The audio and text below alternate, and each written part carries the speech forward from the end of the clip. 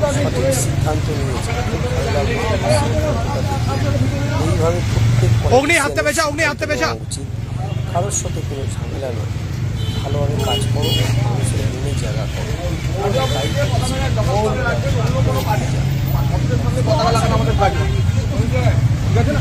আপনারা নিশ্চিন্ত থাকুন,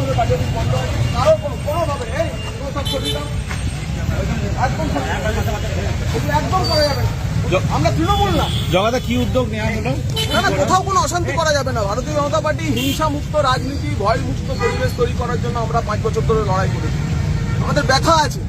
এই বীরভূম জেলাতে 2 মে থেকে 5টি খুন হয়েছিল, প্রায় 50 জন মহিলার গায়ে হাত দেওয়া হয়েছিল। কিন্তু আমরা সেসব ভুলে গিয়ে আমরা তো বলেছি অপরাধ এবং অপরাধীর গুণ বিচার করে নতুন সরকার এসে অ্যান্টিবায়োটিক প্রয়োগ করবে। কিন্তু ভারতীয় গতকাল রাত থেকে হঠাৎ করে কিছু নতুন বিজেপি হয়েছে, তারা চতুর্দিকে তাণ্ডব চালাচ্ছে। এটা আমরা করতে দেবো না। আমি নিজে রাস্তায় নেমেছি। তার দায় কি বিজেপি নেবে? কোনো বিজেপি দায় নেবে না। পুলিশ প্রশাসন, আমি এসপিকেও বলে দিয়েছি যে কড়া ব্যবস্থা নিন, যাতে আগামী 5 বছর এরা জেলে থাকে। আমরা বীরভূমে অশান্তি চাই না। আমরা তৃণমূল কংগ্রেস, আমরা এই অশান্তি করতে দেবো না। আমি এখনই এই মুহূর্তে থেকে পারুলিয়াতে ছুটপুট কিছু অশান্তি হয়েছে, আমি পারুলিয়া যাচ্ছি, আমি চিনপাই যাচ্ছি, সদাইপুরের বিস্তীর্ণ এলাকা আমি নিজে ঘুরবো, নিজে দাঁড়িয়ে কারোর যদি কোনো হয় তার ব্যবস্থা। তৃণমূলের পার্টি অফিস চিনপায়ে বন্ধ হয়েছিল, আমি দেখতে যাচ্ছি।